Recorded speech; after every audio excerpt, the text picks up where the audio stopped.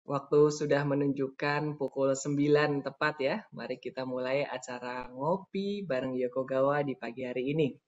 Ngobrol otomasi di proses industri dengan topik mencapai autonomous operation dengan transformasi digital dan smart manufacturing.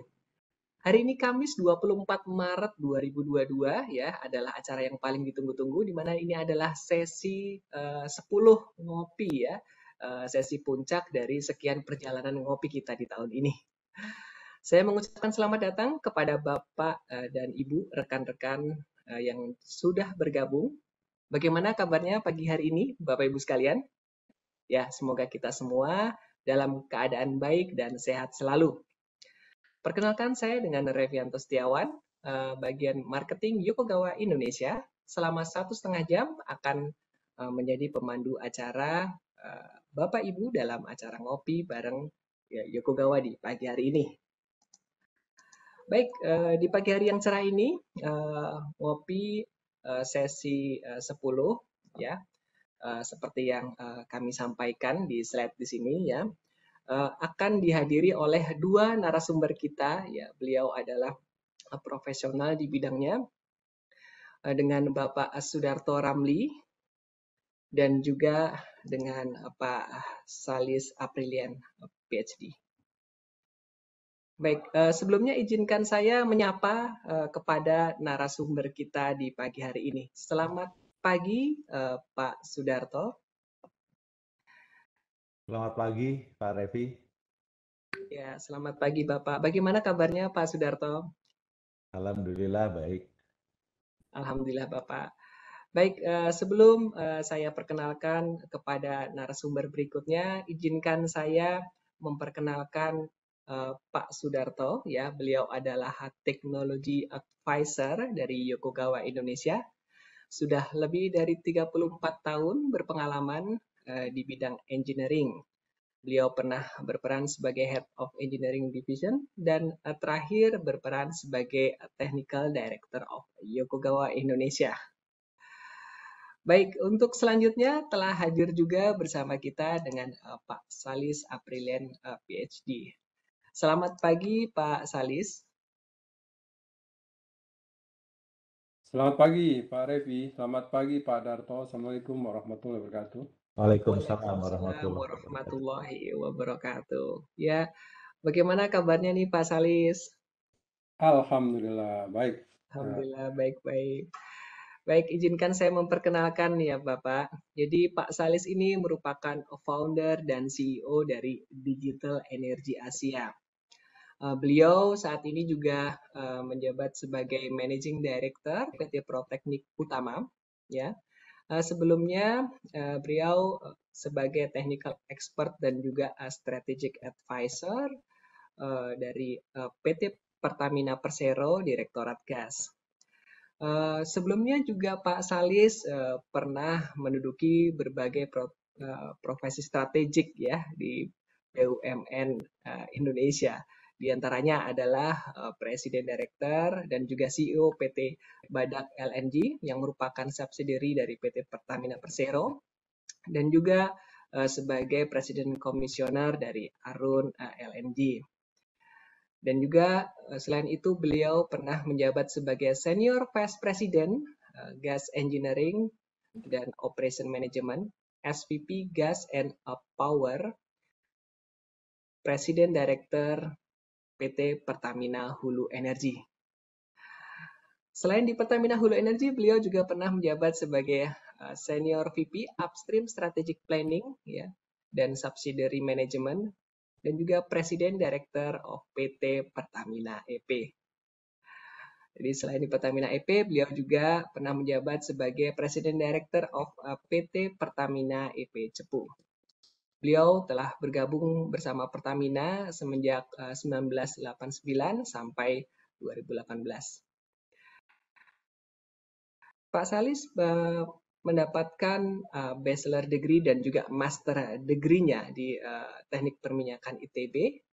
Setelah itu beliau juga menempuh gelar doktoral di bidang Petroleum Engineering dari Texas A&M University. Beliau sangat aktif di berbagai organization ya, seperti IATMI, Ikatan Ahli Teknik Perminyakan Indonesia, lalu SPE ya, Society of Petroleum Engineers, IPA, Indonesian Petroleum Association, IGS, Indonesian Gas Society, METI, Masyarakat Energi Terbarukan Indonesia, dan juga saat ini beliau sebagai anggota dari SPE, Asian Pacific Council, dan juga Vice Chairman of IGS. Ya, beliau juga sebagai Associate Business Coach dari Hijrah Coach Firm. Dia memiliki visi untuk mendukung dan mengembangkan para profesional muda di industri minyak, gas, dan energi untuk mempertahankan bisnis yang lebih pekat terhadap lingkungan dengan menggunakan teknologi digital yang canggih. Wah, ini presenter kita pada hari ini tentunya memiliki portfolio yang sangat baik sekali. Selamat datang Pak Salis dan juga selamat bergabung di acara ngopi bareng. Baik, setelah kami perkenalkan tadi ya kedua narasumber yang kami sampaikan, mari kita mulai untuk diskusi bersama ya terkait bagaimana autonomous operation. Namun sebelumnya saya akan sampaikan ya untuk peraturan ngopi kita di pagi hari ini ya. Di antaranya seperti biasa kami akan menonaktifkan video Bapak Ibu sekalian dan juga mikrofon demi menjaga kelancaran acara ya. Lalu untuk link kuesioner terdapat di sebelah kanan atas ya, atau jika menggunakan mobile ada di pojok kanan atas. Jadi jika Bapak Ibu memiliki pertanyaan atau hal yang ingin disampaikan selama jalannya acara, silakan dapat disampaikan melalui chat box tersebut. Nanti akan kita bahas bersama pada sesi Q&A. Seluruh rangkaian acara ngopi di pagi hari ini akan turut direkam dan hasil rekamannya kita sampaikan melalui sosial media Yokogawa di channel YouTube kami, Yokogawa Indonesia. Jika terdapat pertanyaan di luar sesi pada ngopi di pagi hari ini, juga dapat Bapak Ibu sampaikan melalui email marketing kami di yea-id-marketing@yokogawa.com atau di YEA id ya, marketing@yokogawa.com. Baik, mungkin sebelum memulai saya ingin mengingatkan kembali ya bahwa kita pada acara ngopi ini ya memiliki tema besar yaitu pada hari ini tepatnya terkait mencapai autonomous operation dengan implementasi smart manufacturing, di mana terdapat perjalanan ngopi ya selama 10 sesi bagi Bapak Ibu yang mungkin sudah pernah bergabung sebelumnya ya. Kita memiliki sesi dari digitisasi, ada 3 sesi pertama di sini yang berwarna merah. Lalu dilanjutkan dengan sesi terkait digitalisasi. Jadi ada beberapa sesi ngopi bersama untuk digitalisasi yang berwarna hijau ini sampai kepada sesi yang terakhir Bapak Ibu sekalian, dan tentunya ini adalah sesi yang paling ditunggu-tunggu ya, yang berwarna biru sebelah kanan terakhir. Di sini ada 2 sesi terkait transformasi digital. Jadi tepatnya pada pagi hari ini 24 Maret 2022 ya, kita akan berbincang-bincang dengan teknologi expert ya terkait ngopi sesi 10 ini. Oke, baik, mungkin saya akan lanjutkan dengan menyapa Pak Sudarto terlebih dahulu mungkin ya. Selamat pagi Pak Sudarto, mungkin terkait mencapai autonomous operation dengan transformasi digital dan smart manufacturing ini, kami persilahkan Pak Sudarto untuk menyampaikan paparannya. Silakan Bapak.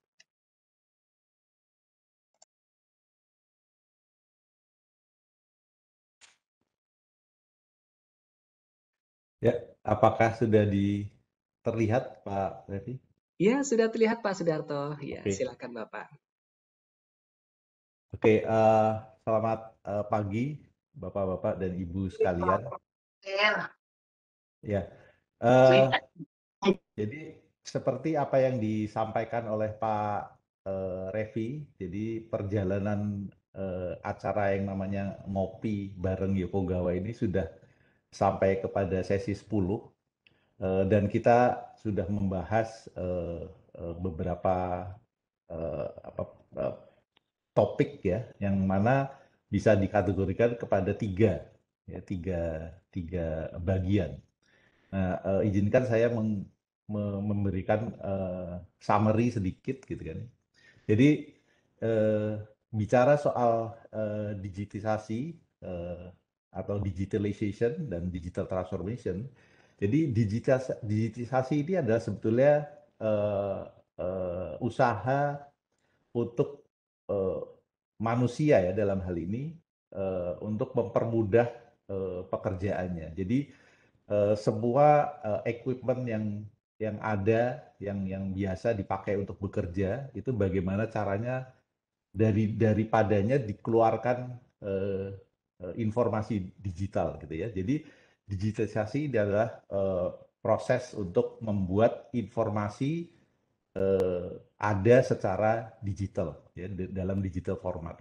Kemudian data digital ini dipergunakan dalam proses digitalisasi, di mana proses digitalisasi ini membuat data-data tersebut berguna untuk membuat proses atau pekerjaan menjadi otomatis.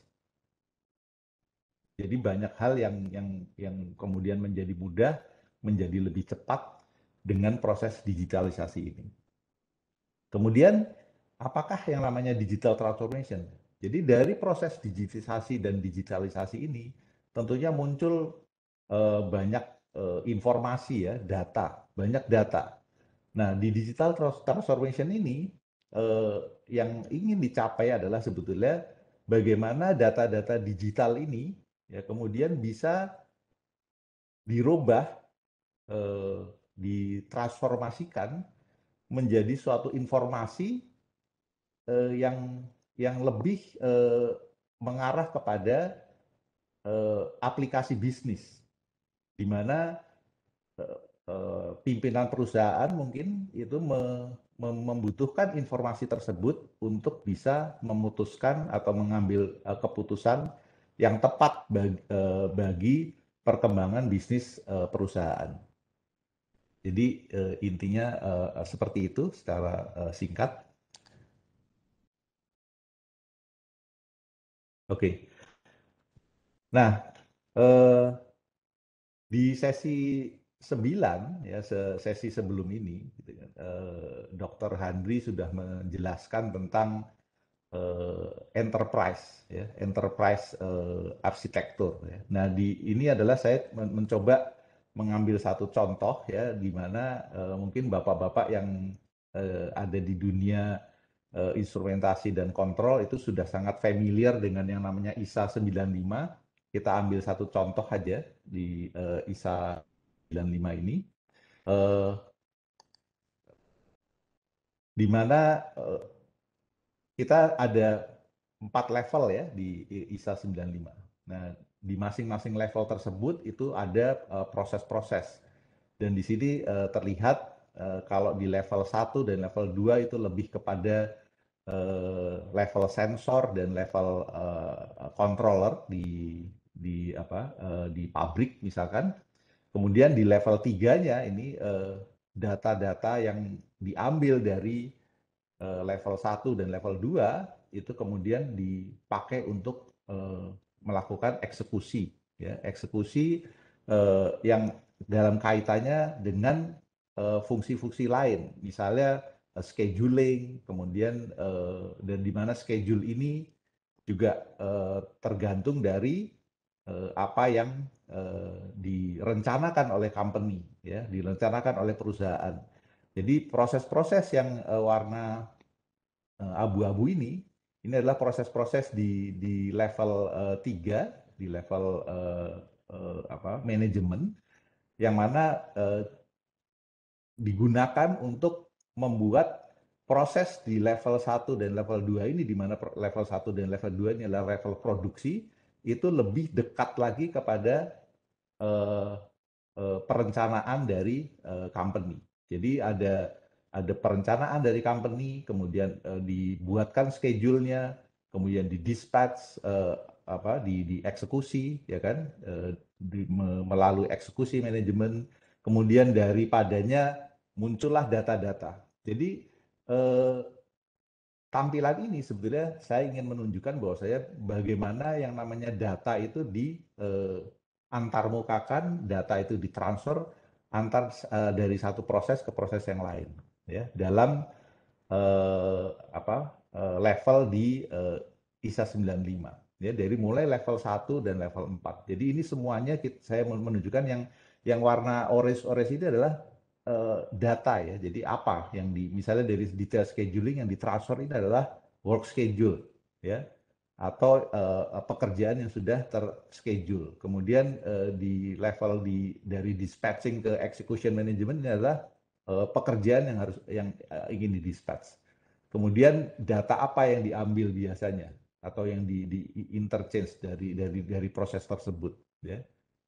Banyak hal. Jadi yang warna orange ini adalah menunjukkan data sebetulnya. Jadi begitu banyak data. Ini baru dalam konteks ISA 95 di mana biasanya level ini terjadi dalam satu perusahaan.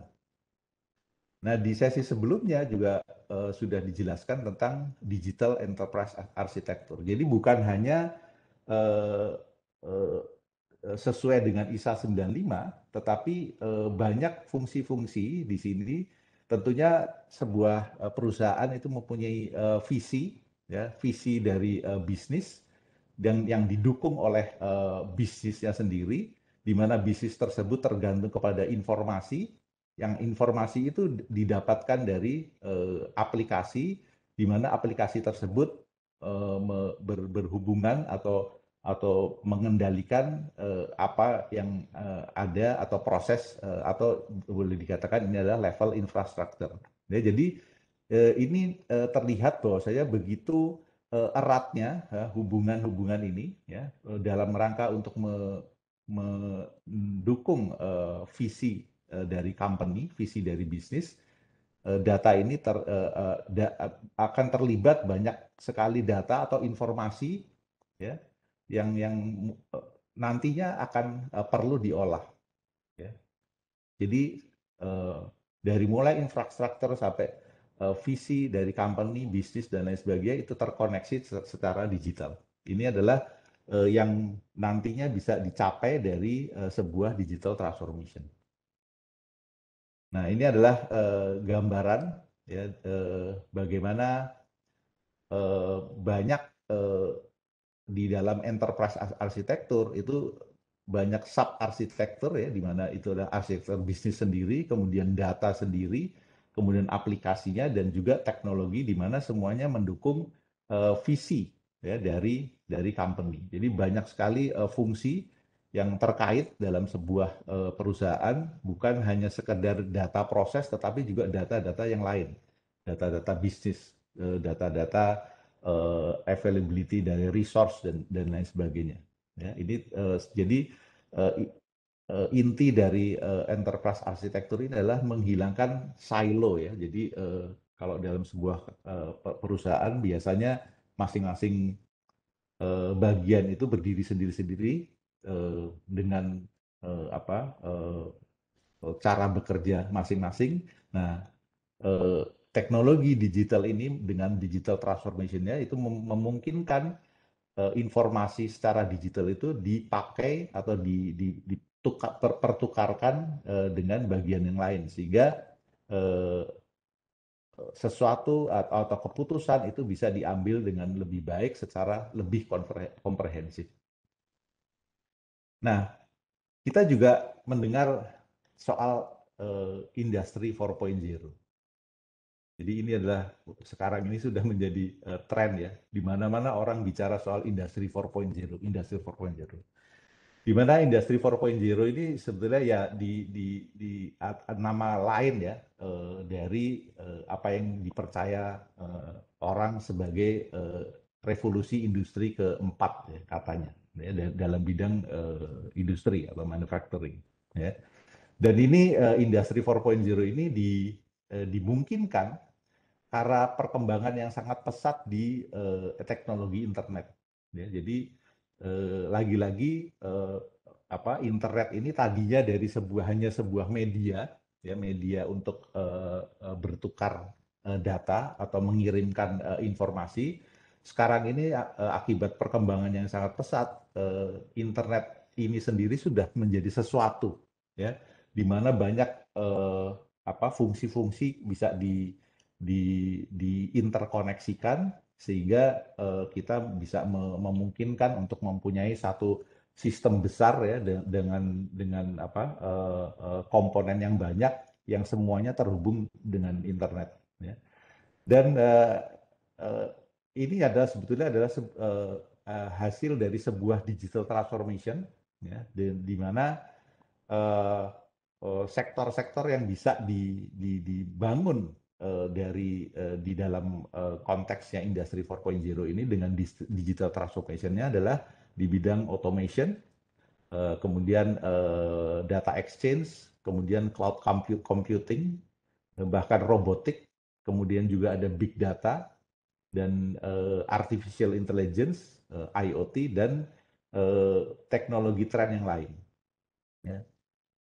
Kenapa kemudian kita atau manusia berpikir untuk bisa melakukan ini semua adalah tidak lain adalah karena tuntutan ya. Jadi industri itu berkembang atau berevolusi secara kontinu dengan tujuan adalah untuk bisa memberikan pelayanan yang lebih baik ya kepada pasar ya.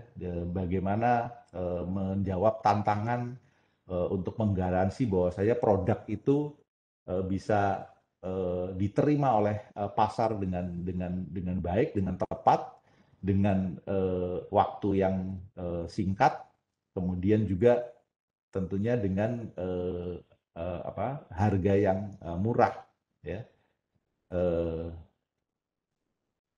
Dan ini bukan proses yang mudah ya kalau kita tidak melakukan digital transformation dengan mengolah dengan data digital itu tentunya proses ini akan sangat kompleks ya, akan sangat sulit dilakukan.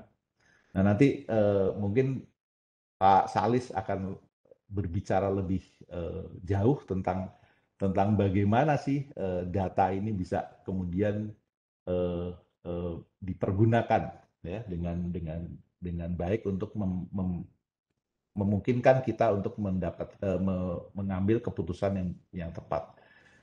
Nah, adapun karakteristik dari industri 4.0 sendiri, jadi berbeda dengan industri 3.0 di mana koneksi dari equipment itu berjenjang ya, bertingkat seperti tadi ditunjukkan dengan ISA 95 kalau di proses industri ya, di dunia instrumentasi dan kontrol ya. Di era industri 4.0 ini akibat teknologi internet yang sudah sangat maju, ini koneksi ini bisa seperti ini ya. Jadi semua equipment itu tidak harus dikoneksikan dengan koneksi yang berjenjang. Ya. Dan fungsinya juga banyak ya. Jadi akan banyak sekali perkembangan ya dalam bidang interoperability, ya, kemudian juga ada virtualisasi dan sifatnya juga desentralisasi ya. Kemudian kemampuan untuk mendapatkan data secara real time itu menjadi lebih banyak ya, kemudian lebih besar dan langsung bisa kita tujukan untuk fungsi tertentu. Jadi service orientation dalam hal ini. Dan kita bisa membangun sebuah sistem dalam industri 4.0 ini, dalam konteks industri 4.0 ini menjadi modular. Jadi masing-masing fungsi dikembangkan, kemudian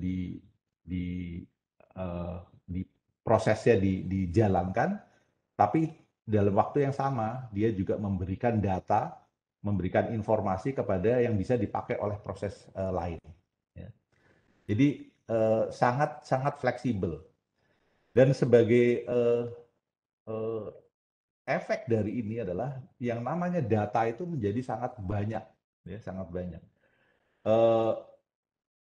Seperti contohnya kita mempunyai mobile phone, ya, itu secara tidak sadar kalau kita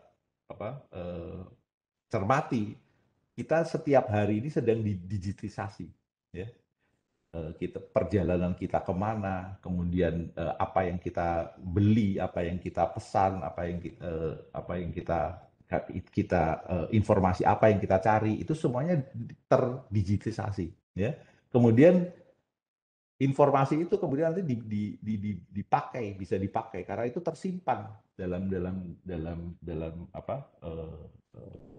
platform, ya, dalam dunia digital ini tersimpan. Ya, kemudian bisa dipakai oleh fungsi-fungsi lain, ya, untuk perkembangan pasar dan lain sebagainya. Nah, dalam industri 4.0 juga yang tadi saya sebutkan, ya, di mana semua equipment bahkan manusia juga terdigitisasi, ya. Kenapa? Karena ada yang namanya Internet of Things. Ya, jadi semuanya tergabung ke internet, ya. Di mana kalau di dunia industri ada yang namanya Industrial IoT, ya, Industrial Internet of Things. Semua equipment di industri, di proses itu bisa di-connect secara langsung melalui internet, dan tentunya seperti tadi dijelaskan di atas bahwasanya data-data tersebut itu kemudian bisa dengan mudah diolah, ya. Nah, ini adalah gambaran bagaimana sebuah factory ini menjadi bagian atau bisa dihubungkan dengan internet, yang mana dalam konteks yang lebih besar, dalam skop yang lebih besar, dia juga bisa dipergunakan atau bahkan bisa mendapatkan informasi dari data-data yang di luar dari factory. Ya. Ini tentunya sangat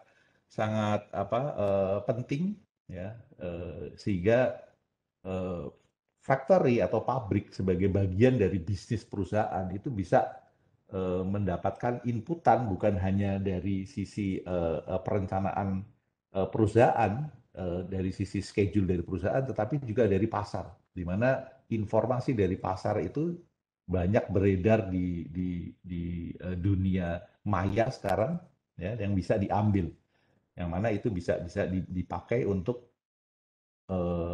merencanakan bisnis yang lebih baik, ya, yang tentunya nantinya akan juga berimpact kepada perencanaan produksi. Nah, yang ingin saya ceritakan di sini adalah begitu banyaknya data, ya. Data itu ada yang memang relevan, ya, kalau kita merencanakan sesuatu, kita harus bisa memilah antara data yang relevan dan data yang tidak relevan, ya. Ini IIoT konsep ini, ya, ini sebetulnya adalah bagaimana data, ya, ini kita ambil, ya, dari berbagai macam sumber, ya, dari berbagai macam sumber, itu kemudian diolah, ya, dianalisa, dipilah-pilah data tersebut, ya, itu adalah istilahnya adalah data mining. Kemudian data yang sudah relevan tersebut itu dipakai untuk mengembangkan atau dianalisa, yang kemudian resultnya adalah menjadi solusi baru atau langkah baru dari sebuah bisnis. Dan data ini kemudian berubah menjadi informasi, dan informasi itu dipakai untuk memberikan solusi. Jadi solusi dari misalnya produksi, kualitas produksi akan ditingkatkan dengan proses yang mengikuti apa yang feedback dari data-data yang ada secara analisis. Nah, ini Saya harap ini adalah sebagai introduksi ya dari apa yang nanti akan disampaikan oleh Pak Salis. Pak Salis nanti akan lebih berkonsentrasi kepada bagaimana data itu yang bertebaran, data yang banyak tersebut itu kemudian bisa dipakai, disaring dengan proses data mining sehingga bisa dilakukan dipakai ya dengan di dalam proses yang selanjutnya baik itu melalui proses artificial intelligence maupun proses-proses yang lain. Saya rasa begitu Pak Revi, pengantar saya. Baik, terima kasih Pak Sudarto. Tadi disampaikan cukup komprehensif sekali ya dari digitalisasi ya, transformasi digital, baik, dan juga dilanjutkan dengan konsep IoT dan IIoT. Baik, untuk selanjutnya mungkin tadi juga disampaikan oleh Pak Sudarto. Selanjutnya kita akan dengarkan ya paparan dari Pak Salis ya terkait transformasi digital dan juga smart manufacturing ini ya. Silakan Pak Salis. Baik, terima kasih Pak Revi, terima kasih Pak Sudarto sudah memberi pengantar yang saya kira sangat bagus sekali, sehingga nanti saya tinggal, tadi udah 75%, jadi saya tinggal 25% untuk presentasi ini ya. Terima kasih Pak Sudarto. Saya akan share PowerPoint saya. Sudah terlihat ya? Iya, sudah terlihat Pak Salis. Baik. Terima kasih sekali lagi Yokogawa yang telah mengundang saya di sesi 10 ini, sesi puncak katanya, sesi final. Dengan tema atau judul itu mencapai autonomous operation dengan transformasi digital dan smart manufacturing. Saya memberi judul presentasi saya dengan Making Oil and Gas Field Ready for AI System. Jadi ini adalah bagaimana membuat lapangan migas ya, karena saya lama di upstream, walaupun terakhir-terakhir di downstream, tapi saya akan lebih menyoroti di hulu migas atau upstream oil and gas activities, sehingga nanti lebih jelas teman-teman bisa melihat bagaimana tadi yang sudah diuraikan oleh Pak Sudarto dapat diimplementasikan di dunia migas, khususnya di hulu dan nantinya juga di hilir. Seperti tadi disampaikan bahwa saya sekarang di Digital Energy Asia, saya juga member of SPI Asia Pacific dan sebagai Vice Chairman di IGS. Ini saya kira sudah disampaikan oleh Pak Revis. Terima kasih atas perkenalannya. Baik, saya akan mulai dengan trending topics ya, karena sekarang ini seringkali kalau kita membaca suatu berita atau suatu info itu lihat dulu yang lagi viral apa gitu ya, sehingga sekarang banyak acara-acara TV juga yang menampilkan yang lagi top atau happening gitu ya. Nah, trending topik yang pertama ini tentang automation. Itu sudah diramalkan oleh McKinsey pada saat itu, McKinsey Global Institute pada 2017, bahwa ini akan terjadi disruption di dalam bekerja. Dan ternyata dengan pandemi kemarin, ya ini istilahnya qadarullah atau takdir juga ya, bahwa untung kita sudah punya IoT atau sudah punya internet, sudah punya sistem yang bisa memungkinkan kita bekerja dari rumah, kita bekerja jarak jauh dan sebagainya. Jadi ini mendisrupt pekerjaan kita. Dan perusahaan-perusahahan yang mendeploy automation teknologi ini akan secara substansial dia akan mendapatkan gain performan dari penggunaan teknologi ini. Kemudian trending topik kedua ini juga dari source-nya dari The Economist, jadi dalam judul Advance of Automation itu survei membuktikan bahwa 93% dari organisasi yang ada sekarang ini, perusahaan, kemudian organisasi yang lain, itu mengatakan bahwa automation juga akan menjadi berimbas pada bisnis gitu ya. Jadi bagaimana otomisasi atau tadi disebut digitasi dan digitalisasi akan merubah peta bisnis siapa cepat menggunakan ini dia akan sukses, dan ini juga ada kajian-kajian survei yang dilakukan oleh The Economist. Kemudian trending topik ketiga adalah tadi sudah disebutkan Pak Darto dengan baik sekali ya, dan menggambarkan ada beberapa subsistem yang menggunakan teknologi 4.0, kemudian ada juga tempat lain yang menggunakan hal sama, dan ini bukan hanya sebagai automation berbagian, tapi disebut kalau tadi terintegrasi namanya hyper automation. Jadi di situ ada AI skills ya, ada NLP, computer dan sebagainya, ada machine learning, process mining, tadi data mining dari Pak Darto sudah sampaikan, kemudian RPA, robotic process automation. Ini yang dipakai robotik bukan hanya fisik robot, tapi sudah memakai software, sehingga kita mendapat pengalaman di pemilu yang lalu ya, ada orang atau mahasiswa yang mengembangkan RPA ini mengacak-acak hasil pemilu. Ini juga robotik yang bisa digunakan untuk yang baik, dan juga ada juga yang menggunakan yang kurang baik, dan ini tergantung dari the man behind the gun-nya. Jadi semua teknologi seperti itu ya, seperti pisau bermata dua gitu ya. Kemudian advanced analytic, tadi ada big data analytic, native integration, dan semua ini menyatu sebagai hyper automation.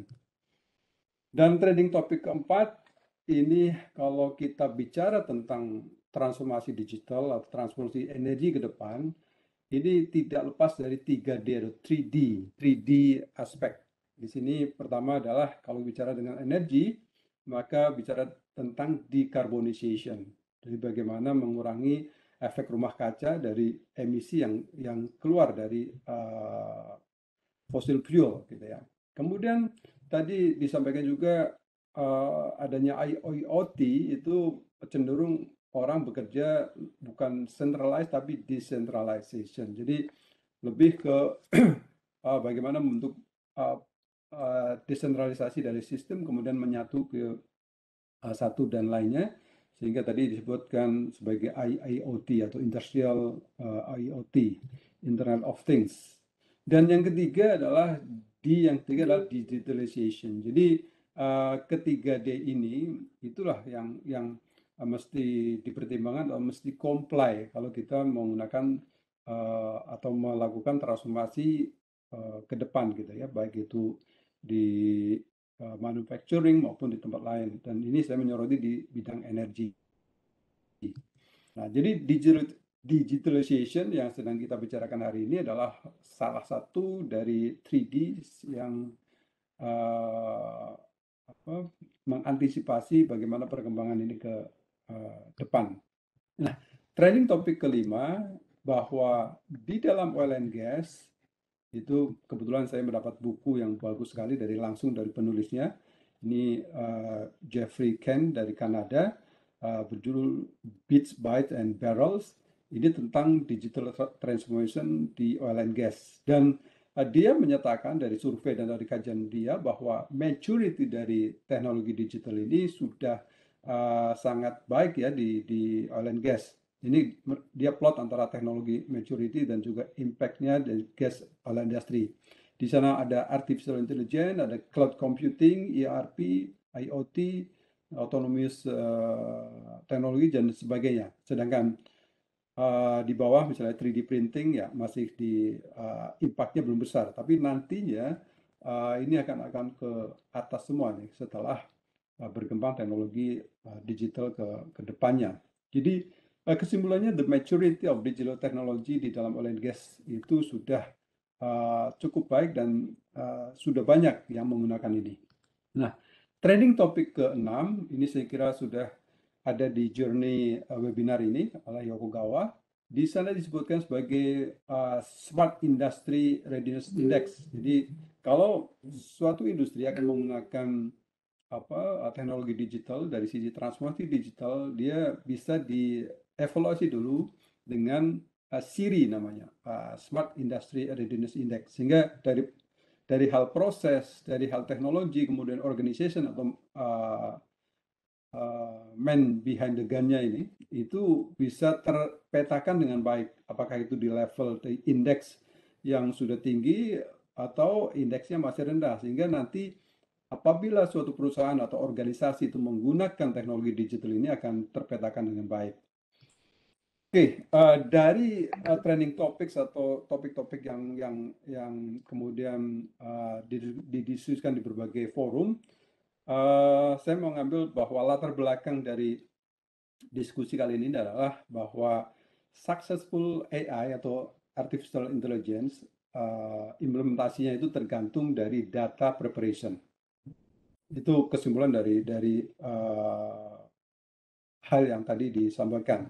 Nah, jadi walaupun digital teknologi ini sudah mature di dalam oil and gas dan ini bisa mengimplementasikan AI, jadi tadi di grafik tadi AI itu disebutkan sebagai sudah mature dalam exploration dan production activities, tapi dalam implementasinya itu sangat-sangat tergantung dari data preparation dan juga management, yang juga ini ada hubungannya dengan availability data, accessibility, dan juga quality dari data itu sendiri, dan juga interpretasinya, karena data bisa aja punya berbagai sistem, kemudian berbagai format. Nah, bagaimana cara memanage, kemudian menganalisa dan sebagainya. Ini tergantung data. Dan untuk membuat oil and gas field atau lapangan-lapangan migas itu ready for AI, ini memerlukan structuring data dan juga validasi data yang ada di sana.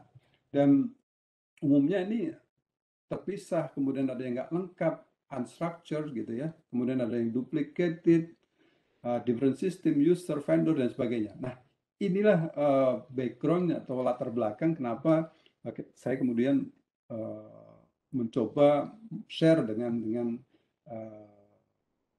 beberapa slide ke depan ini untuk bisa menjadi diskusi pada pagi hari ini.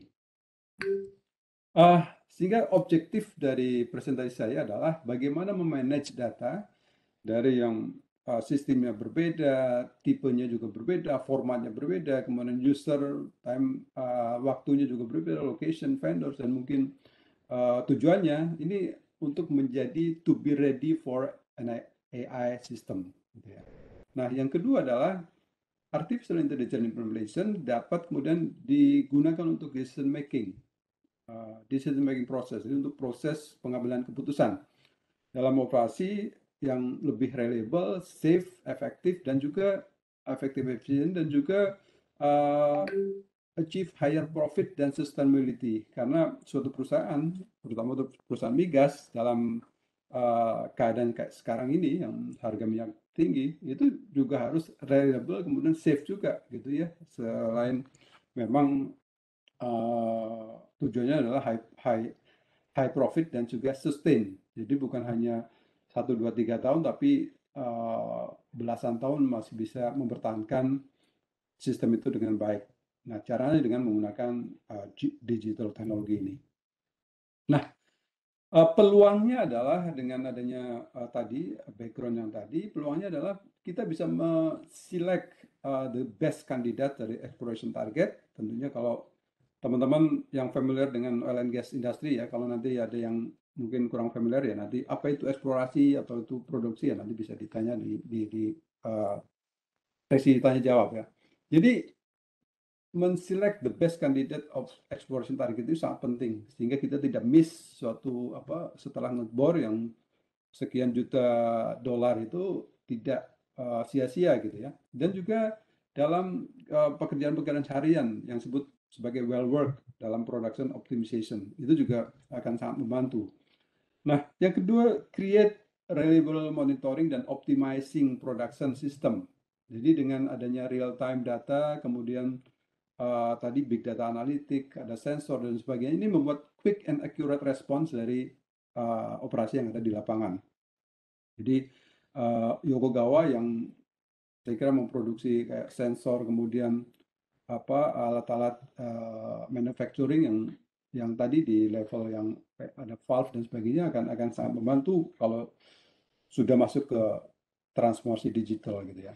Nah, semua ini akan menaikkan aset performance. Jadi tujuan utamanya adalah performance daripada aset-aset yang ada yang dimiliki itu akan meningkat dengan adanya predictive maintenance, kemudian mengantisipasi apa yang disebut low and off. Jadi low itu karena misalnya ada sumur yang harusnya produksi 100 barrel, hari itu produksi 75, itu sudah ketahuan gitu bahwa ada sumur yang low. Kemudian yang off, ada sumur yang tadinya produksi tapi tiba-tiba karena ada pengaruh mungkin water cut tinggi atau gas yang menutup sehingga dia off, sehingga dia akan mati. Jadi low and off production itu tiap hari harus dimonitor, kemudian menyampaikan ke manajemen untuk selecting tadi kandidat untuk bisa diselesaikan hari itu apa gitu. Nah, kalau teknologi ini juga diterapkan di drilling katakanlah, itu akan mereduce namanya NPT, non-productive time. Itu juga akan terkoreksi ya dengan baik dan mengimprove HSSE performance. Nah, ini yang penting karena walaupun kita memproduksi minyak meningkat, kemudian juga efisien, tapi kalau masih ada yang meninggal, ada accidents atau fatality, itu juga tidak diinginkan oleh perusahaan. Jadi ini yang terakhir tapi bukan yang least, ini adalah improving HSE performance itu merupakan hal utama di dalam oil and gas industry. Nah, kalau kita bicara tentang oil and gas business, itu tadi yang Pak Darto sampaikan ada silo-silo di tiap kegiatan atau tiap departemen itu biasanya ada silo-silo yang harus kita break gitu ya, harus kita pecahkan bagaimana supaya dia atau mereka bisa terintegrasi gitu ya. Nah, ini adalah arsitektur yang umum yang commonly used di oil and gas. Jadi eksplorasi punya software sendiri, punya aktivitas sendiri gitu ya. Exploration development. Kemudian setelah development ada produksi. Production juga begitu. Mereka punya sistem sendiri, ada water injection, kemudian bagaimana well surveillance dan sebagainya. Kemudian masuk ke gathering station juga mereka punya sistem transportasi yang sendiri, apakah dengan pipa atau ada dengan tracking atau dengan yang lain gitu ya. Kemudian juga ada water treatment di sana dan sebagainya. Kemudian kalau itu dikapalkan maka harus ada inventory, kemudian ada shipment dan ada aset manajemen yang lain. Bagaimana memaintain aset itu dengan baik dan semua ini memiliki source of record, source of record sendiri-sendiri gitu ya. Belum lagi drilling, belum lagi masalah power plant. Ini juga saya kira suatu departemen sendiri yang mengurusi itu dan ini akan terjadi silo, akan terjadi pemisahan yang sangat signifikan apabila tidak diintegrasikan dengan baik. Nah, kalau kita melihat ininya, data dan informasinya, ini ada aplikasi software sendiri, ini ada sendiri, ini sendiri gitu ya. Kemudian SOR-nya, source of record-nya sendiri-sendiri database-nya gitu. Nah, bagaimana ini disatukan? Itulah tantangan yang ada di oil and gas, upstream oil and gas. Jadi saya bisa summarize di sini bahwa berbagai departemen memiliki kegiatan masing-masing tadi seperti exploration, development, drilling, production, ada shipping, finance, procurement dan sebagainya. Ini masih banyak, ada SR dan sebagainya. Ini kemudian memiliki tadi application software sendiri, sehingga saya sebut sebagai multi system, juga multi vendor barangkali kalau vendornya banyak ya, atau multi user gitu ya. Nah ini contoh aja, contoh beberapa data yang bertebaran, itu ada well log, simulation data, kemudian ada choke size, dan ya ada temperatur, static PSI, logistik. Ini data-data ini bagaimana kalau kita mau masukkan ke dalam AI system, artificial intelligence, supaya ini terstruktur dengan baik. Sehingga dari layering data, biasanya ini juga umum yang terjadi di lapangan, walaupun mungkin ada modifikasi sedikit di antara satu lapangan dengan lapangan lain, tapi yang jelas lapangan-lapangan itu sudah ada beberapa data dari GNG, Geophysics and Geology Interpretation, misalnya dari drilling and well work, production allocation, asset, pump maintenance, kemudian ada yang SCADA ya, SCADA juga yang real time juga bisa didapatkan. Nah, ini akan masuk ke tadi Pak Darto sampaikan data mining atau saya sebut sebagai data integration atau data mart atau data warehouse. Ya, yang menyebutkan itu tuh berbagai istilah ya di sini. Tapi yang jelas di situ harus ada database yang kemudian bisa di mining, bisa diambil datanya, dianalisa, karena tiap hari bahkan tiap jam itu ada data yang masuk. Kalau yang real time itu bagaimana mengelolanya, dan ini harus bisa dipresentasikan ke manajemen maupun ke stakeholder dengan baik gitu. Mana yang bisa di-share dengan ke publik, mana yang sebagai internal decision dan sebagainya. Ini data presentation ini yang perlu menjadi fokus sendiri nantinya. Kemudian yang kami buat adalah bagaimana tadi data dari operation application software itu akan terdiri dari historian ya, ada history production data, ada history dari injection data, fluid ratio, GOR dan sebagainya, gas oil ratio, ada production layers dan sebagainya. Berbagai data ini kemudian kami membuat namanya DIA Genesis. DIA itu dari Data Enhancement for Actionable Generated System. Jadi ini DIA Genesis mengkompil data ini supaya bisa nanti terintegrasikan dan bisa disiapkan untuk masuk ke AI system. Jadi integrated data ini bisa di dalam database yang on premise atau yang ditaruh atau diletakkan di cloud system. Dan ini sekarang sudah sangat murah ya, kalau kita seperti menyewa apartemen ya, tidak harus mengurus semua apartemen, tapi hanya mengurus sebagian saja. Kita bayar katakanlah sistemnya pun lebih murah daripada kita mempunyai on premise yang harus merawat dan sebagainya. Nah, ini terserah dari company itu sendiri seperti apa. Tapi DIA Genesis ini adalah tadi menyatukan atau mengintegrasikan beberapa data yang dari berbagai sistem untuk bisa ready to AI system. Nah, ini dari static data dan dynamic data yang berupa hard copy, spreadsheet, ASCII files, bahkan image, real-time data itu bisa kemudian masuk ke satu database atau data warehouse yang sehingga kalau dihubungkan dengan machine learning atau AI yang saya sebut sebagai actionable analytic platform itu akan sangat cepat berinteraksi gitu. Jadi seperti ini contohnya dari DIA Genesis kemudian masuk ke AI, masuk ke machine learning yang kemudian ini menghasilkan suatu data presentation, apakah itu dashboard menggunakan menjadi KPI sendiri atau tiket ya. Tiket itu artinya kalau sesuatu terjadi dia muncul di situ, apa yang harus dilakukan dan sebagainya. Ini memudahkan para engineer untuk bisa mengoptimalkan waktunya langsung straight to the solution gitu ya. Dan juga bisa memprediksi. Ini sistem yang bisa memprediksi, prediction dan optimizing. Jadi bukan hanya monitor, bukan hanya SCADA tapi lebih mengoptimize kemudian memprediksi ke depan mungkin ada katakanlah ada pump failure, ada production akan shut off di hari keberapa, bulan berapa, itu muncul di prediction sehingga nanti para engineer akan lebih mudah menselect tugas hari itu tuh seperti apa gitu ya. Nah, kalau mungkin terjadi sesuatu atau outliers, ada yang tidak sesuai dengan standar atau bahkan ada suatu kejadian, maka dia akan bisa akan merespon untuk baik, kemudian mengubah tadi apakah data, mengecek apakah data itu sudah benar atau seperti apa, sehingga ini suatu interaktif sistem yang bisa digunakan di dalam oil and gas field gitu ya.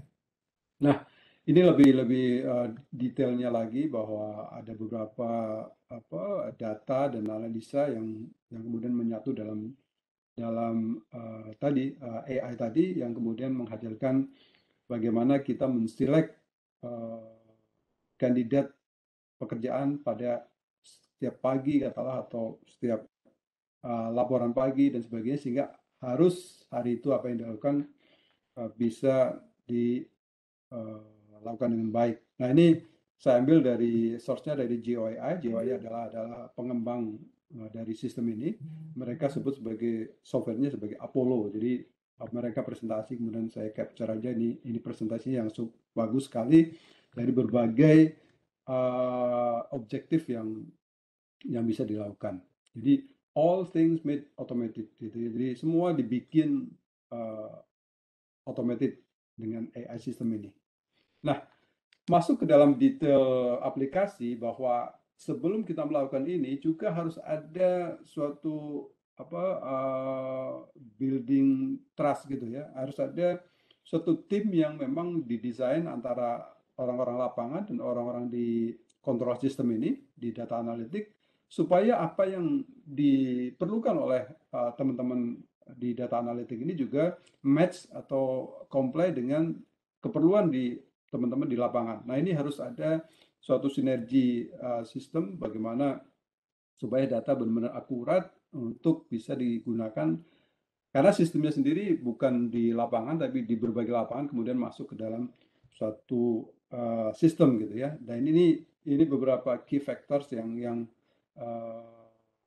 ada dalam sinergi tim itu ya. Jadi harus ada building understanding, ada team collaboration yang baik gitu ya. Nah, ini sudah dilakukan sangat baik sekali di salah satu aset biasa saya sebutkan aja ya, di Chevron yang sekarang sudah diserahkan ke Pertamina sebagai Pertamina Hulu Rokan, itu sudah menggunakan sistem seperti ini, dan sekarang ini untuk mengerjakan sesuatu setiap hari, pekerjaannya well work ya, atau kerja sumurannya itu sudah menggunakan sebagian sudah menggunakan AI seperti ini. Kemudian sebagai take away yang kedua adalah tadi yang disampaikan oleh Pak Darto bahwa transformasi digital ini melalui beberapa level gitu ya di dalam sistemnya sendiri. Level 1 itu tadi disebutkan lebih ke field instrument. Jadi di situ ada sensor, ada measuring instruments, ada analyzer dan yang lain-lain. Itu yang perlu adalah bagaimana memanage orang-orang di sana supaya terbiasa dengan sistem seperti ini. Jangan sampai ini terjadi juga penolakan bahwa wah nanti pekerjaan saya apa gitu ya, karena semua itu biasanya saya catat, saya keliling dan sebagainya. Nah, kita bisa mengintroduce ini bahwa mereka akan mengerjakan sesuatu yang lebih berharga lagi, yang rutin dan repetitif itu bisa dilakukan oleh instrumen, oleh field instrument, oleh sensor, oleh yang lain-lain, oleh digital teknologi ya, yang repetitif dan yang rutin. Nah, kemudian orang-orang akan melakukan yang lebih ke QC, ke bagaimana pemilihan kandidat dan sebagainya. Nah, karena ini level kedua, ada yang disebut sebagai production control system. Saya kira Yokogawa juga bermain di sini, production control system dan production management. Nah, ini memerlukan operational management. Jadi memanage secara operasional. Tadi disampaikan oleh Pak Darto yang lebih complicated lagi gambarnya itu ya. Kemudian yang paling atas adalah bagaimana digital solution ini adalah untuk corporate management, untuk how to decide semua keputusan ya, decision making itu masuk di strategic management. Nah, semua itu akan sangat berguna dan sangat reliable apabila field instrument itu juga reliable atau comply dengan yang sistem yang sudah ada ya. Jadi jangan sampai garbage in, garbage out gitu ya. Jadi di sininya juga sebagai fundamental sistemnya juga harus baik gitu supaya nanti decision makingnya juga akan baik. Nah, ini perlu integrated digital solution seperti ini. Jadi dari bawah level 1, 2 dan 3 dan 4. Inilah yang terjadi pada transformasi digital. Nah, takeaway yang ketiga bahwa pada intinya IoT itu Industrial Internet of Things itu memiliki komponen pertama sensor. Sensor ini sekarang sangat murah ya. Bahkan di Yokogawa mengembangkan apa namanya sushi ya, saya kira kalau nggak salah. Itu salah satu untuk memonitor ada temperatur, kemudian tekanan, ada vibrasi dan sebagainya. Karena sebenarnya kita ukur itu kalau di oil and gas itu ada 4 ya. Jadi temperatur, tekanan, rate atau ya produksi, kemudian juga ada vibrasi. Vibrasi itu lebih ke aplikasi untuk mendetek suatu katakanlah umur dari suatu alat, misalnya kompresor atau pompa, sehingga dia akan merefleksikan image bahwa katakanlah sebentar lagi akan terjadi failure dan sebagainya. Itu ini sangat penting ya. Jadi sensor itu suatu yang penting, tapi sekarang sudah makin murah karena teknologinya juga makin tinggi. Kemudian yang kedua, komponen kedua adalah network. Kalau ada sensor nggak ada network, dia nggak jalan. Nah, ini bisa misalnya dengan seluler atau satelit, atau sekarang yang banyak yang LP1 ya, jadi yang low frekuensi gitu ya, yang tidak mengganggu juga operasional. Nah, yang ketiga storage. Jadi setelah data itu didapat dari lapangan, itu yang penting adalah bagaimana kita menyimpan data itu di baik on-premise maupun di cloud ya, untuk bisa nanti di retrieve kemudian dianalisis. Nah, inilah yang komponen keempat adalah big data analytics. Jadi ada suatu sistem yang bisa menganalisa data, ribuan data, bahkan jutaan data, miliaran data yang tiap hari dikumpulkan, kemudian dipilah dan dipilih ya. Kalau istilah Pak Darto tadi, dipilah dan dipilih, kemudian dijadikan informasi. Karena data itu masih level 1 gitu ya. Nanti kalau jadi informasi kemudian jadi level 2. Kemudian kalau nanti jadi level ketiga lagi lebih tinggi lagi menjadi level kebijakan. Dan nanti sebagai level berikutnya. Jadi data kemudian jadi informasi, nanti jadi kebijakan.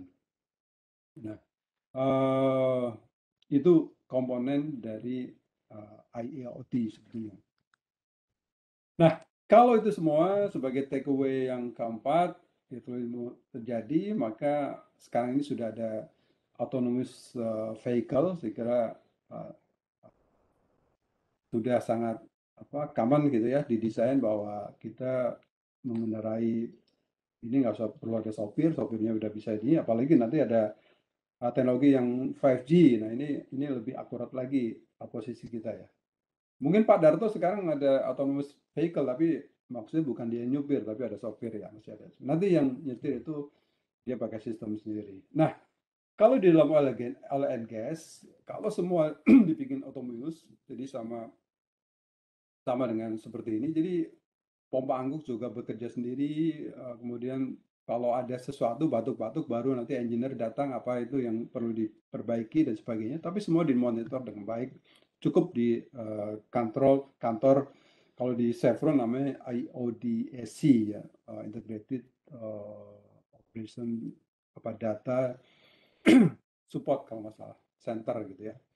Nah, semua akan terkoneksi dengan baik dari hulu kemudian sampai ke transportasi, sampai ke hilir, sampai ke user. Ini sekarang sudah didesain atau dikembangkan di Pertamina, juga ada namanya RTI, Research and Technology Innovation, itu juga mengembangkan beberapa aplikasi tentang ini ya. Bahwa oil and gas well nanti bisa diatur, kemudian production pipeline juga kapan mengirim minyak, kapan mengirim gas, di cuk berapa, kemudian rate-nya berapa, bisa dimonitor dengan baik. Di refinery juga begitu, ada smart refinery, ada digital smart refinery, kemudian di distribution system juga sekarang sudah dilakukan di beberapa sistem di Pertamina. Ini juga sebagai ini karena saya mantan pensiunan Pertamina, saya mau sebelum saya meninggalkan Pertamina sudah didesain atau sudah di-create, sudah bangun beberapa sistem semacam itu. Oke, saya kira saya cukupkan sekian, dan silakan kalau nanti ada pertanyaan yang tidak tertampung dalam forum ini bisa hubungi saya baik ini maupun media sosial saya. Terima kasih teman-teman semua, selamat pagi, dan saya kembalikan ke Pak Revi. Assalamualaikum warahmatullahi wabarakatuh. Waalaikumsalam warahmatullahi wabarakatuh. Baik, terima kasih banyak atas pemaparannya yang sangat komprehensif sekali, Pak Salis. Tadi sudah disampaikan mulai dari trending topics-nya gitu ya, Bapak Ibu, ya termasuk strategi teknologi tren untuk 2020 yang namanya hyper automation ya. Lalu tadi disebutkan ada robotic process automation sampai kepada artificial intelligence ya, lalu tadi terakhir ada IoT juga dan juga autonomous gitu. Ya mungkin di sini sebelum kita masuk ke sesi Q&A dari Pak Sudarto, ada yang ingin disampaikan untuk perihal menanggapi materi yang diberikan oleh Pak Salis, mungkin Pak Sudarto. Ya, Pak Revi. Jadi memang apa yang disampaikan Pak Salis itu ada di dunia oil and gas ya, upstream tepatnya ya. Baik. Tetapi saya percaya bahwa saja teknologi data engineering ini ya, jadi untuk data analytical bahkan sampai kepada artificial intelligence-nya itu dapat juga diimplementasikan di bidang-bidang lain. Ya. Jadi uniknya di era industri 4.0 ini kita bicara soal data ya, data mining, kemudian data analytical, kemudian juga diproses secara artificial intelligence. Namanya implementasinya saja yang berbeda ya, tetapi konsep-konsepnya sama. Jadi apa yang sudah dipaparkan dari di sesi-sesi sebelumnya itu juga bisa sebetulnya diterapkan di tempat lain. Itu jadi dalam hal ini mungkin bapak-bapak atau ibu yang menyaksikan acara ini bisa juga mengambil pelajaran gitu kan. Mungkin nanti mulai bisa berpikir apa yang apakah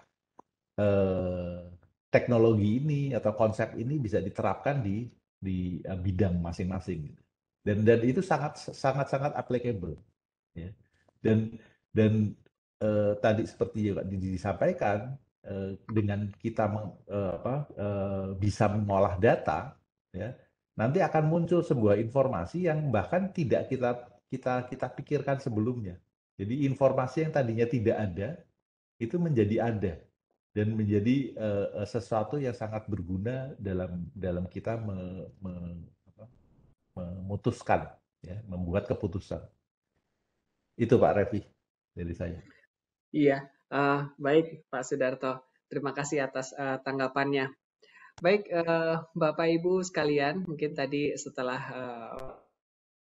mendengarkan paparan dari kedua narasumber ya, baik dari sisi Pak Sudarto Ramli dan juga dari Pak Salis Aprilian. Kita lanjutkan ke sesi tanya jawab ya. Di sini ada beberapa pertanyaan mungkin akan saya sampaikan dulu. Pertanyaan pertama ya dari Bapak atau Ibu Tri di sini. Apakah teknologi yang disampaikan tadi, mungkin di sini lebih kepada yang disampaikan Pak Salis ya, apakah sudah pernah diterapkan di Indonesia? Ya mungkin untuk penanya pertama ini coba saya sampaikan ke Pak Salis dulu mungkin ya untuk ditanggapi secara langsung ya. Silakan Pak Salis. Mohon maaf, mikrofonnya masih nonaktif. Baik, terima kasih Pak Revi dan tadi pertanyaan dari Bu atau Bapak Tri. Terima kasih. Jadi memang teknologi ini termasuk baru ya, dan di Indonesia sudah tadi saya sebutkan ada suatu implementasi yang baik sekali di aset Chevron yang sekarang sudah diserahkan ke Pertamina. Itu mereka menggunakan IoT atau teknologi tadi 4.0 ini dalam operasi di hulu migas di lapangan-lapangan mereka. Jadi sekarang ini mereka menggunakan proses untuk decision making atau selecting kandidat di dalam operasi sehari-hari itu sudah menggunakan ini. Jadi mereka memasang sensor di artificial pump-nya ya, artificial lift-nya, di pompanya, kemudian ada di ESP, mereka ini kemudian di pagi hari semua data sudah siap, kemudian mana yang harus dikerjakan lebih dulu itu sudah muncul.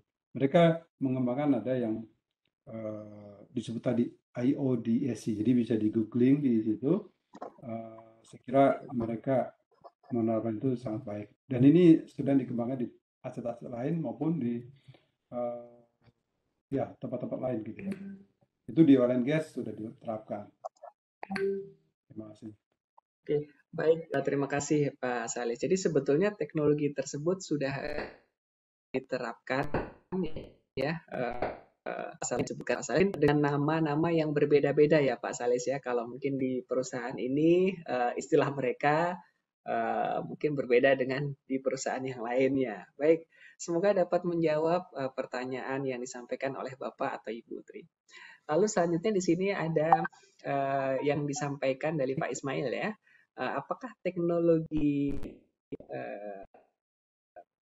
ini bilang teknologi yang sudah dipakai? Mungkin maksudnya Pak Ismail di sini ketika di plan mereka sudah menggunakan teknologi yang ada, gitu ya. Kira-kira bagaimana gitu? Mungkin ini saya coba sampaikan kepada Pak Sudarto kali ya. Pak Darto ingin menjawab, silakan Pak.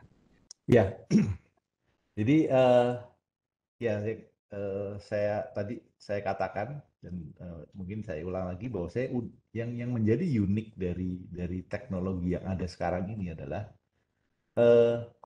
apapun yang Bapak punya, ya, terutama kalau itu sudah dalam bentuk digital, ya, itu semuanya bisa dipergunakan. Ya, jadi kalau kita bicara tentang instrumentasi dan kontrol, itu minimal dari sisi sensor ya, atau di sisi field ya, di field instrumen, itu sekarang ini saya rasa hanya sedikit industri-industri yang masih menggunakan peralatan analog yang non digital ya, itu sangat sedikit. Jadi sudah banyak industri yang menggunakan transmitter atau peralatan yang sudah digitize. Nah, kemudian di sisi level keduanya, kalau kita bicara ISA 95 itu ada controller atau SCADA atau yang lain PLC, dan itu sudah digital juga, gitu kan. Nah, data-data digital itulah yang kemudian akan diolah. Ya. Kuncinya adalah bagaimana mentransformasikan data-data tersebut itu menjadi sebuah informasi yang mungkin sebelumnya tidak ada, itu menjadi ada dengan tadi yang disampaikan Pak Salis dengan data analytical dan lain sebagainya, itu kemudian informasi tersebut bisa digunakan sebagai bahan atau dasar pengambilan keputusan. Ya. Jadi intinya di situ. Jadi menjawab apakah bisa, bisa. Ya. Bahkan kalau kita bicara soal digitisasi ya, di luar agak sedikit di luar proses atau instrumentasi dan proses kontrol itu, bahkan sebuah mobile phone atau handphone kita itu juga bisa dipakai sebagai sarana untuk mendigitasi data gitu kan, atau sesuatu misalnya ya saya baru kembali dari Medan gitu kan, banyak diskusi yang saya lakukan di sana dengan industri sawit misalnya gitu kan, di mana mereka sebetulnya punya data-data tentang kondisi kebun, ya kan, bagaimana kondisi kebun itu bisa dijadikan sebuah input untuk supaya proses pengolahan minyak sawit itu menjadi lebih efisien dengan menghasilkan rendemen yang baik gitu kan, rendemen yang terbaik gitu kan. Itu semuanya apabila kita olah dan informasi itu kita bisa kita digitalkan, itu pengolahan data itu akan menjadi sangat mudah ya. Banyak metode-metode yang sudah dikembangkan, beberapa bahkan sudah ada ready on cloud gitu kan, kita bisa tinggal pakai seperti Pak Salis tadi bilang bahwa saya menggunakan cloud seperti kita menyewa apartemen ya. Jadi kita tidak usah mikir investasi macam-macam gitu kan, tinggal kita sewa, kita pakai. Ya. Saya rasa begitu Pak Revi. Baik, terima kasih Pak Sudarto. Semoga menjawab apa yang disampaikan Pak Ismail tadi ya. Jadi terkait teknologi tentunya bisa align gitu dengan teknologi yang saat ini sudah digunakan, baik itu di plan Bapak Ibu masing-masing saat ini ya. Baik, lalu selanjutnya di sini ada beberapa pertanyaan ya. Semoga cukup deh bisa dibahas satu persatu. Selanjutnya adalah dari Ibu Elif ya. Bagaimana dengan aplikasi di bidang industri lainnya? Sepertinya tadi sudah disampaikan ya Ibu dari Pak Sudarto bahwa tadi teknologi yang disampaikan oleh Pak Salis di sini Pak Sudarto sudah menyampaikan bahwa bisa diaplikasikan oleh industri lainnya ya Pak Sudarto. Jadi bukan hanya oil and gas baik itu upstream atau downstream saja ya, namun bisa diterapkan juga di bidang industri lainnya. Oke, baik. Lalu selanjutnya di sini saya coba sampaikan pertanyaan dari Pak Nelson. Dari Pak Nelson Purba, terima kasih Bapak telah disampaikan pertanyaan berikut ya. Pak, bagaimana meyakinkan manajemen bahwa IIoT bisa memberikan benefit dan efisiensi bagi perusahaan?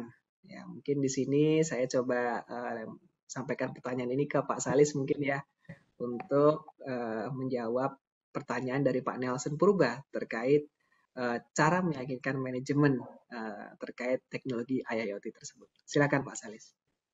Baik, terima kasih Pak Revi dan tadi saya Pak Purba ya. Pak Nelson Purba, ya betul. Pak Nelson, terima kasih ya pertanyaannya. Ini memang kunci keberhasilan penerapan digital teknologi ini adalah memang top down ya. Artinya top down itu memang harus dari atas, secara pimpinannya memang mengerti dulu, kemudian dia yakin bahwa ini bisa meningkatkan kinerja perusahaan gitu.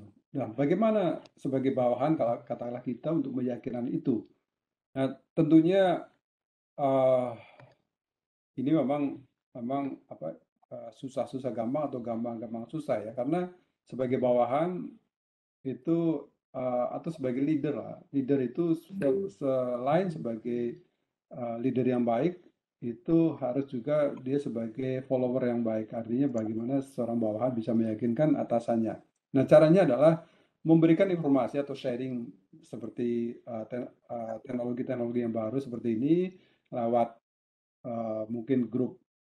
Saya yakin di perusahaan itu ada grup WA atau grup chatting atau ini ya, sehingga informasi itu sampai ke manajemen, sampai ke top manajemen bahkan. Nah, kalau perlu misalnya ada katakanlah teknologi baru atau ada di Pertamina itu ada namanya Digital Week gitu ya, jadi memang khusus untuk ini.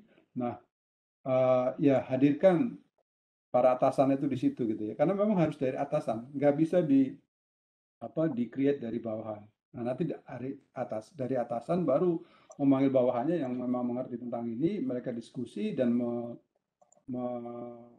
melakukan ada roadmap gitu ya, bahwa perusahaan ini akan go digital gitu, apa yang harus dilakukan. Nah, salah satu toolsnya adalah Siri yang tadi mungkin saya sahani sekilas, dan saya kira di Yokogawa juga ada pakarnya. Mungkin nanti juga bisa jawab, saya nggak tahu ya.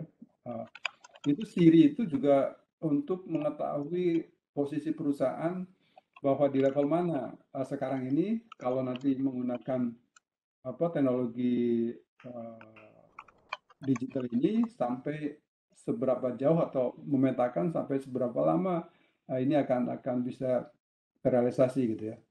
Karena kalau di perusahaan-perusahaan di luar negeri itu tadi ya, kalau Pak Darto memberi contoh perusahaan kelapa sawit ya, justru misalnya ada perusahaan yang sederhana aja, tambak udang gitu ya, saya pernah bicara tentang tambak udang, mereka menggunakan IoT ini yaitu untuk regulate atau mengatur, memberi umpan atau memberi pakan terhadap udang-udang di sana, dia memakai itu. Jadi sekian waktu, kemudian dia pakai sensor, kemudian menambah pakannya gitu, kemudian temperaturnya juga dihitung gitu ya, sehingga kalau pH-nya turun atau pH naik gitu supaya normal seperti apa. Itu ada yang menggunakan itu ya, secara sederhana mereka bisa. Bahkan ada suatu perkebunan atau pertanian yang menggunakan ini sebagai misalnya memunculkan hujan buatan gitu ya, penyiraman secara hujan buatan itu pakai IoT. Atau sekarang kalau di googling ada smart home gitu ya, bagaimana kita bisa menyalakan AC dari sebelum kita masuk ke rumah gitu, semua udah beres. Kemudian kalau kita meninggalkan rumah, tanaman juga tidak kering gitu karena ada IoT yang bisa dioperate dari handphone kita. Mungkin itu jawaban yang mungkin agak melebar Pak Revi, tapi mudah-mudahan bisa menjawab tadi pertanyaan dari Pak Purba. Baik, terima kasih Pak Salis atas jawaban yang disampaikan untuk pertanyaan dari Pak Nelson Purba. Semoga menjawab ya Pak Nelson. Baik, selanjutnya di sini ada pertanyaan lanjutan ya, yaitu dari sebentar ini mungkin Pak James Monangin ya. Pak James ini bertanya terkait saya ingin merefresh lagi mengenai SIRI tadi atau Smart Industry Readiness Index. Langkah apa yang harus kita lakukan sebelum dan sesudah SIRI? Dan berdasarkan pengalaman berapa lama bisa tercapai goalnya? Nah, di sini mungkin akan dijawab oleh pakarnya di sini ya, Pak Cordova bisa bergabung ya, Pak ya? Pak Revi, selamat pagi. Ya, siap. Selamat pagi Pak Cordova. Ini salah satu rekan kita yang certified SIRI Assessor ya di Indonesia. Silakan Pak Cordova untuk menjawab langsung pertanyaan dari Pak James. Ya, terima kasih pertanyaannya Pak James. Jadi terkait dengan SIRI ya, SIRI ini tadi kan sudah juga disinggung oleh Pak Alis ya. SIRI ini fungsinya untuk apa sih? Ini untuk melakukan assessment sebenarnya fungsinya. Jadi assessment itu apa yang harus disiapkan? Kitanya tidak perlu bersiap karena kita harus melakukan portrait kondisi kita saat ini. Jadi tujuan di awalnya kita melihat dulu kondisi kita saat ini seperti apa. Tentunya yang perlu ada saat kita ingin melakukan portrait bukan hanya dari sisi fasilitas yang kita punyai, tapi kita juga harus menyiapkan visi gitu ya, visi kita untuk sebuah perusahaan ini kita ingin menjadi perusahaan yang seperti apa sih, itu visi itu harus sudah ada, harus siap, atau bahkan dari SIRI pun kita bisa mencoba menggalinya dengan metode SIRI dengan di sini dengan dibantu oleh asesor dari SIRI, kita bisa membantu untuk mendescribe purpose-nya, lalu setelah itu yang disiapkan juga adalah informasi terkait kondisi dari sisi finansial atau cost structure dari perusahaan itu beroperasi, karena itu merupakan bagian dari assessment yang bisa digunakan untuk melakukan prioritisasi.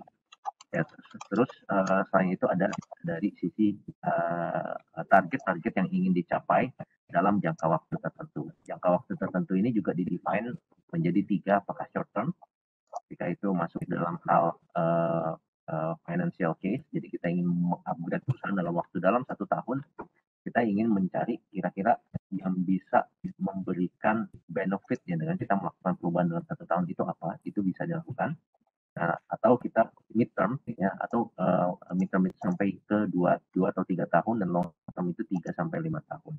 Nah, itu adalah faktor-faktor yang harus kita siapkan, dan berdasarkan faktor itu nanti resultnya akan berubah Pak James ya, resultnya itu akan berubah, prioritisasinya akan berubah, akan tersedia, akan terlihat prioritisasinya mana yang harus kita kerjakan lebih dahulu. Nah, ini harus dibantu oleh seorang fasilitator. Kita seorang fasilitator agar hasilnya menjadi lebih konkret atau menjadi lebih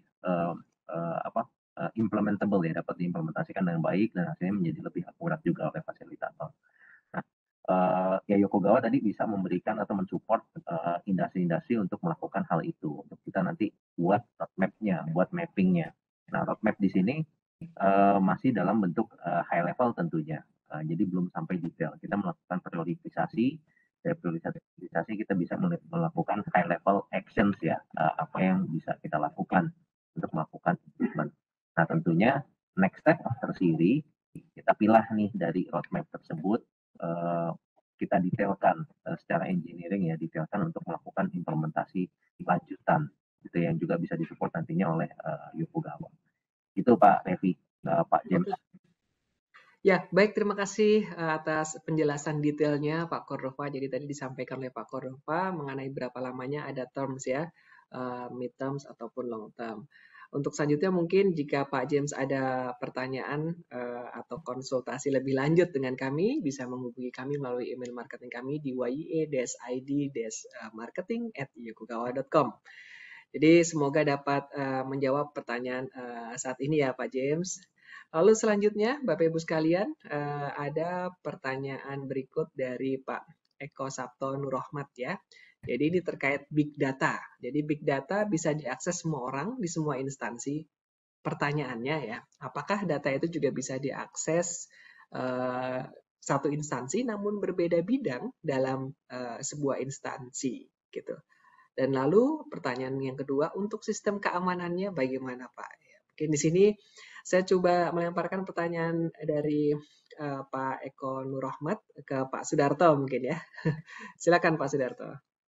Ya, baik.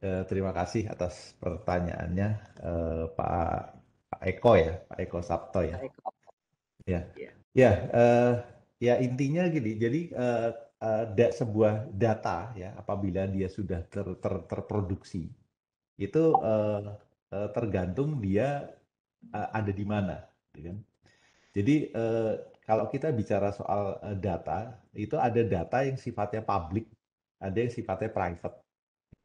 Nah, tentunya kalau kita bicara instansi, ya ada beberapa data yang memang bisa diakses oleh semua orang dalam satu instansi. Tetapi tergantung dari pemilik data atau juga administrator atau owner dari data tersebut, apakah itu bisa dibuka atau hanya digunakan sebagai kebutuhan untuk internal mereka. Dan di sini teknologinya sudah ada, ya. Jadi ada yang namanya data security, kemudian dalam lingkup yang lebih luas itu juga ada yang namanya cyber security. Dan saat ini sejalan dengan perkembangan teknologi komunikasi data, yaitu teknologi security data itu juga sudah sangat berkembang, ya. Sebagai contoh ya di skop yang lebih besar lagi gitu kan, seperti kayak contohnya kembali ke itu ya yang agak menyentuh kehidupan sehari-hari seperti record perjalanan kita ya, itu kalau Bapak lihat di Google Map ya, itu kita bisa lihat timeline tuh ya, kita kemana saja gitu kan. Jadi hati-hati itu dengan itu gitu kan. Jadi kita ketahuan tuh kita kemana saja, kita perjalanan kita kalau kita lihat di Google Map itu artinya apa? Artinya kita dengan kita memakai aplikasi Android dan menginstall menggunakan aplikasi Google Map itu dan juga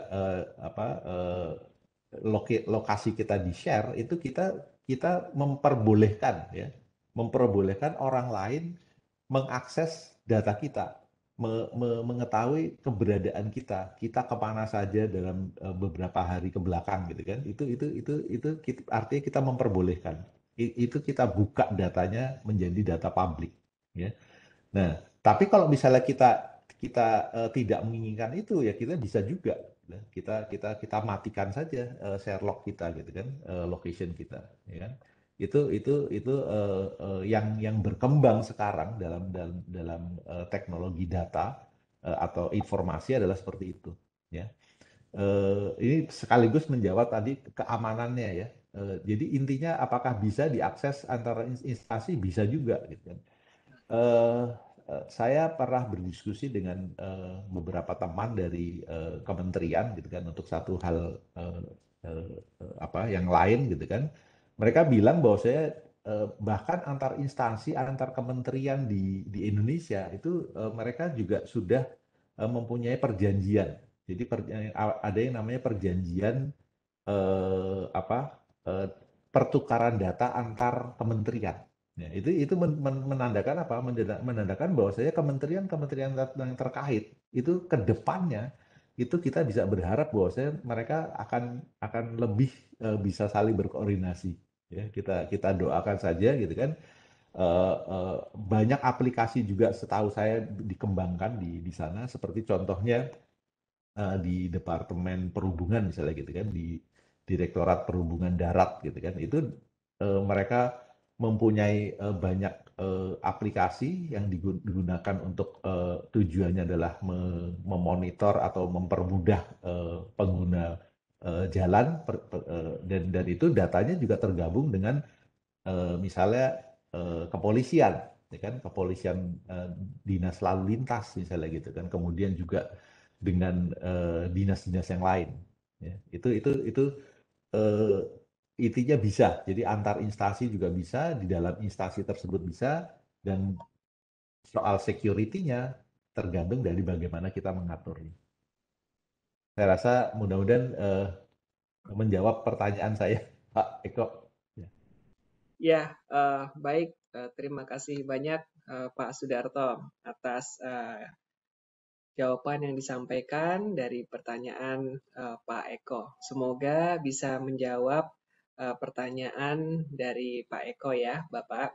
Oke, lalu ini selanjutnya masih banyak pertanyaan, namun kita batasi karena waktu yang sudah waktu 10.30. Dua pertanyaan lagi mungkin boleh ya, Pak Salis dan juga Pak Darto. Kita batasi 2 pertanyaan lagi saja. Oke, silakan. Boleh. Oke, baik Pak. Ini pertanyaan yang berikutnya adalah dari Pak Faisal Ardi ya, dari Pak Faisal Ardi. Izin bertanya, bagaimana menghadapi tantangan masih banyaknya fasilitas existing yang masih analog ya, maupun sudah digital namun sudah obsolete di tengah keterbatasan anggaran perusahaan untuk penggantian baru. Nah, bagaimana menghadapi tantangan tersebut? Mungkin saya sampaikan pertanyaan berikut ke Pak Salis ya untuk dijawab pertanyaan Pak Faisal Ardi. Silakan Pak Salis.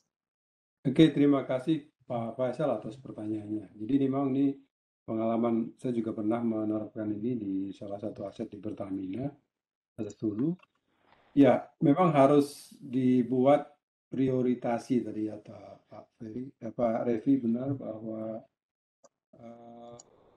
kita ada skala prioritas, apalagi kalau nanti terkait dengan terbatasan dana dan sebagainya. Saya kira ya saya kembali, kalau sekarang forumnya Yokogawa juga, memang di Yokogawa juga ada alat-alat atau instrumen yang bisa dipasang katakanlah bertahap, juga ada yang sekaligus gitu ya. Jadi memang kita petakan dulu tadi yang disebut oleh Pak Cordova, bagus sekali. Jadi kita lihat indeks readiness kita itu, atau kita itu maksud perusahaan seperti apa gitu ya. Kalau memang gapnya masih banyak, masih tinggi gitu ya, gapnya masih lebar, ya mana dulu yang akan diperbaiki, itu bisa tercermin dari situ. Apakah orangnya, apakah sistemnya, atau prosesnya. Tadi kan ada tiga apa saya bilang komponen yang kemudian dievaluasi di SIRI tadi. Jadi kalau dilihat itu ternyata misalnya people-nya yang masih kurang, gapnya masih jauh, ya itu yang diperbaiki dulu gitu ya.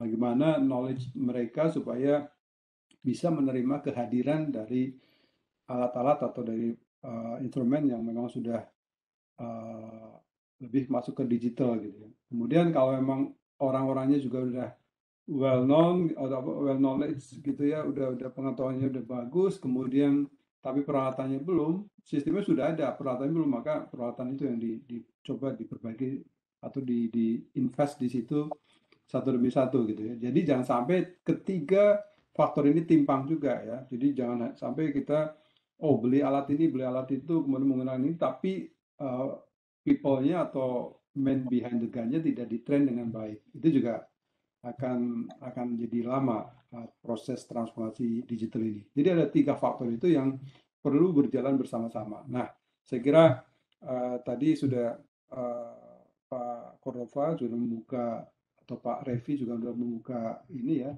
channel, bahwa silakan diskusi dulu, mungkin bisa diidentifikasi, dipetakan seperti apa, sehingga nanti bisa masuk mengintegrasikan tadi yang sudah yang obsolete ya sudah tidak bisa dipakai, tapi ada yang masih baru tapi masih analog, itu bisa disatukan gitu ya.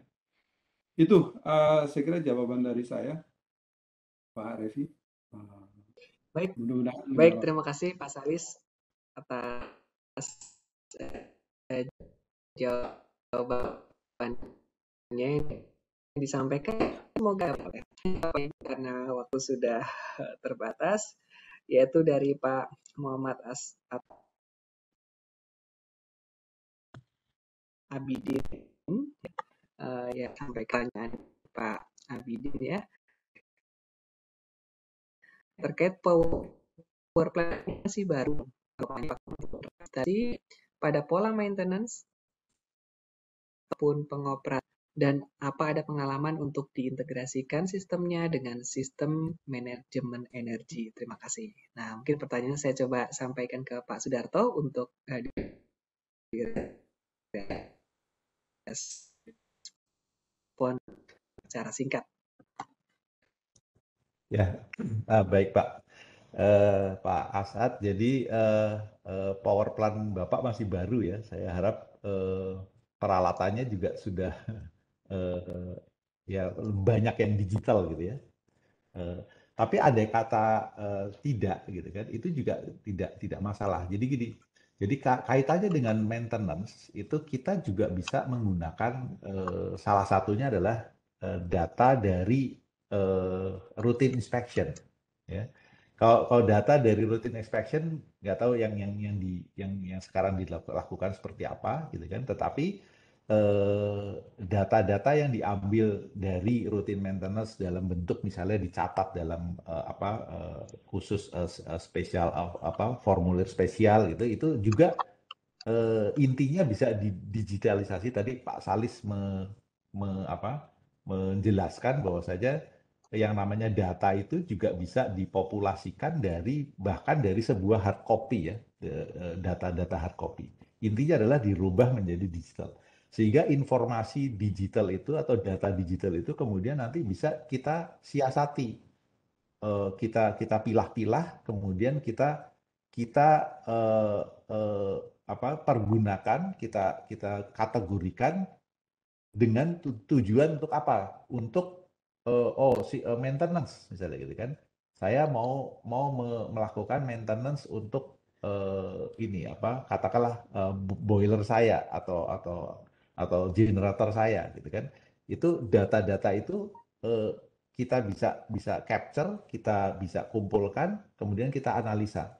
Tujuannya adalah untuk misalnya memprediksi kapan saya harus melakukan maintenance terhadap motor atau pompa atau kompresor misalnya gitu kan, atau bahkan yang lebih besar lagi misalnya dalam sebuah boiler, bagaimana saya bisa memprediksi scaling yang ada di dalam tubing di dalam boiler gitu kan, itu juga mungkin bisa dilakukan ya. Intinya bisa saja gitu kan, baik itu data hard copy maupun data yang diambil dari sensor itu bisa dipopulasikan untuk kepentingan maintenance. Nah, kemudian apa tadi pertanyaan yang berikutnya Pak Revi? Iya, tadi pola maintenance ya ataupun operasinya, dan apakah ada pengalaman untuk integrasi sistemnya dengan sistem manajemen energi? Ya, dalam hal ini Yokogawa sendiri punya pengalaman Pak. Jadi kalau misalnya Bapak punya power plant dan katakanlah ini power plant ini mungkin private ya, artinya istilahnya independen ya, independen. Pak, ya.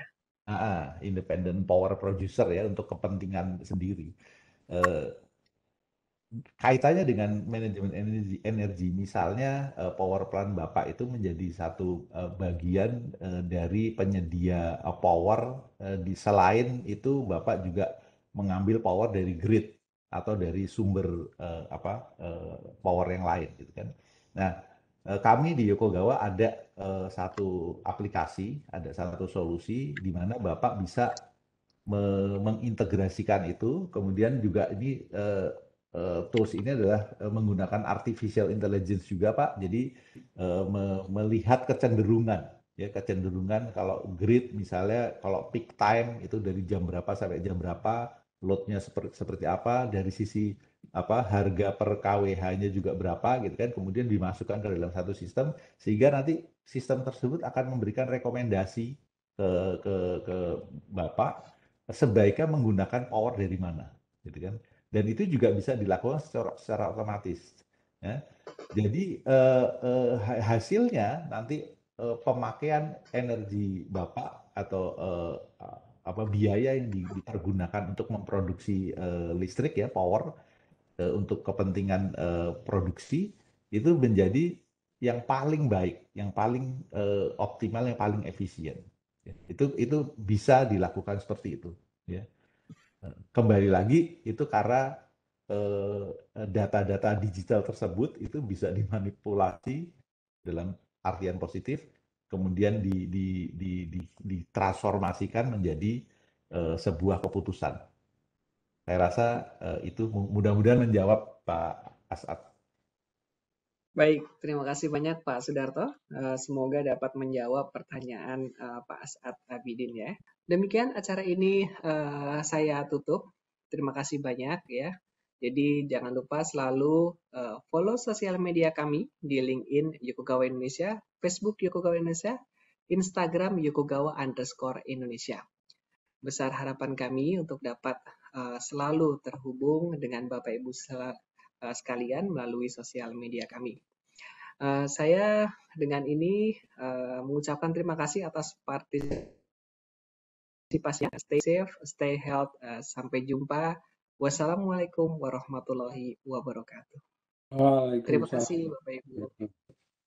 Terima kasih semuanya. Terima kasih Pak Refli, Pak Sudarto. Terima kasih Bapak. Ya, mari. Terima kasih Pak. Sukses selalu. Terima kasih Pak. Oke.